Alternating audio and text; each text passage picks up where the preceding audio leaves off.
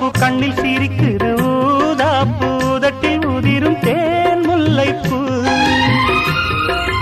அஞ்சி ஒதுங்குது மாறாப்பு இன்னும் எதுக்கிந்த வீராப்பு அணைக்கு சிவக்கும் ஆவாரப்பூ. அடி சித்திரம் எப்படி சேலைய கட்டுச்சு தேவதை பாதங்கள் பூமியில் ஒட்டுச்சு.